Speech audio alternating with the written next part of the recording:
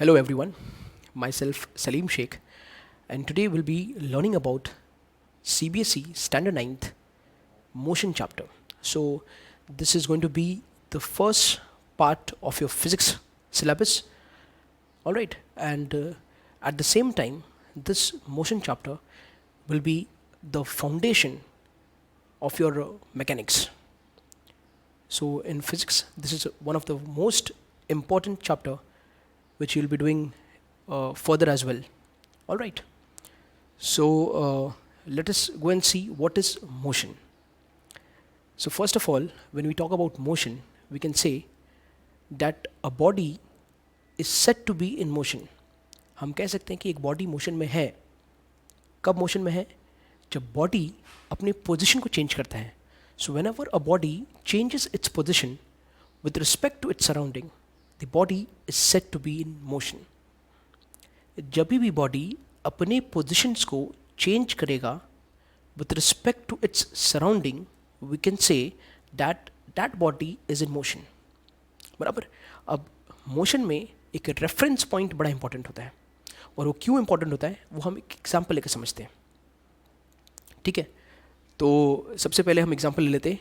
एक bird fly कर रहा है, तो flying bird, yes, we can say that a flying bird is in motion.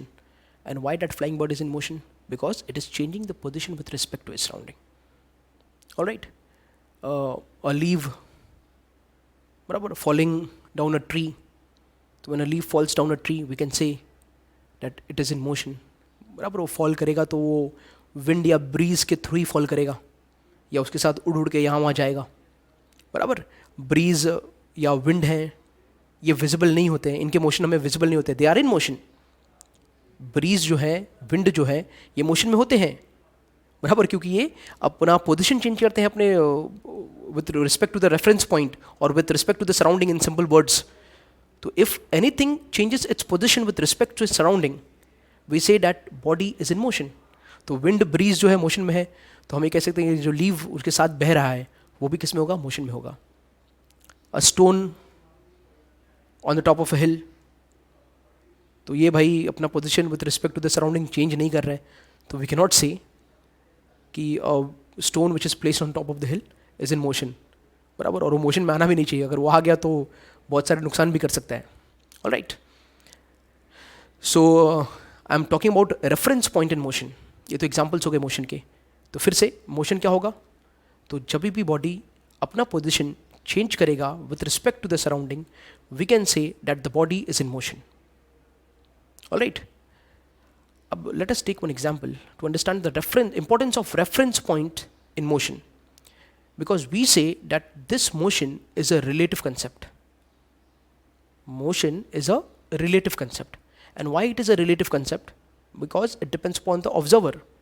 Observer कहाँ पर है, वो कहाँ से मोशन को ऑब्जर्व कर रहा है, उस फैक्टर पर डिपेंड करता है. बराबर है. फॉर एग्जाम्पल, जब मैं ट्रेन के बाहर हूँ, एक एग्जाम्पल लेता, मैं ट्रेन के बाहर हूँ और मैं ट्रेन को ऑब्जर्व कर रहा हूँ जो ट्रेन मूव कर रहा है. Let us suppose the train is moving from Nalasopara to Vasai, and I am standing outside and observing the train. तो मैं जब इस पॉइंट पर ट्रेन को ऑब्जर्व करूँगा, बराबर है, तो मैं रेफरेंस पॉइंट हो गया. मैं ऑब्जर्वर हूँ, मैं रेफरेंस पॉइंट हो गया, और मेरे लिए ट्रेन मोशन में है. बिकॉज ट्रेन अपना पोजिशन चेंज कर रहा है.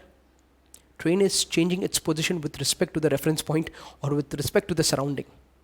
Then I can say that the train is in motion. Now suppose if I go to the train, अगर मैं ट्रेन के अंदर हूँ, मैं ऑब्जर्वर हूँ और मैं ट्रेन में चले गया. अब ट्रेन से जब मैं बाहर की तरफ देखूँगा तो जो झाड़ हैं, पेड़ हैं, जो थोड़े बहुत बिल्डिंग्स दिखाई देते हैं, बराबर, जो शॉप्स हैं या स्टेशंस पासिंग बाय, जो नियर बाय स्टेशंस होंगे या पोल्स होंगे, all these things will, for me it will appear कि ये सब मेरे विपरीत डायरेक्शन में मूव कर रहे हैं, opposite to the direction of my motion. जिस डायरेक्शन में मैं मूव कर रहा हूँ उसके ऑपोजिट में ये लोग मूव कर रहे हैं, बैकवर्ड रन कर रहे हैं. बराबर. तो मुझे ऐसा फील होगा कि भाई मैं मोशन में नहीं हूँ, ये जो पिलर्स हैं, ये जो झाड़ हैं, जो लोग वहाँ पर दिख रहे हैं, ये सब मोशन में. आ रहे पास में. तो there is a condition when I change my position of observation, बराबर, मोशन भी चेंज हो गया. पहले ट्रेन मोशन में था, अब बाहर की चीज़ें मोशन में है. तो that is why we say it depends upon the reference point. बराबर. In addition to this, if I am going to observe my fellow passengers, अगर मैं अपने passengers को observe करूँगा जो मेरे साथ बैठे हैं, उस ट्रेन में travel कर रहे हैं, तो according to this concept of motion, they are not changing their position with respect to the surrounding. वो अपने पोजिशन को चेंज नहीं कर रहे अपने सराउंडिंग हिसाब से, तो हम क्या कहेंगे कि वो रेस्ट पर है. If the body don't change its position with respect to the surrounding, the body is at rest. It is not in motion. That means it is at rest. तो जब हम एक दूसरे को ऑब्जर्व करेंगे, ट्रेन में सब है, सब बाहर वालों के लिए हम मोशन में हैं, पर जब हम एक दूसरे को देखेंगे, हम फेलो पैसेंजर्स को देखेंगे, तो उस वक्त पर हम सब रेस्ट पर हैं एक दूसरे के लिए. तो that is why we say that motion is a relative concept. It depends upon the observer, it depends upon the reference point, it depends upon where the observer is observing the motion. So when I was outside the train was in motion. When I'm inside the train, the outside is in motion. All right. And for me, my fellow passengers are at rest. That is why we say that motion is a relative concept. So in the next video, we'll be doing about the parameters of motions. So do watch that videos. Okay.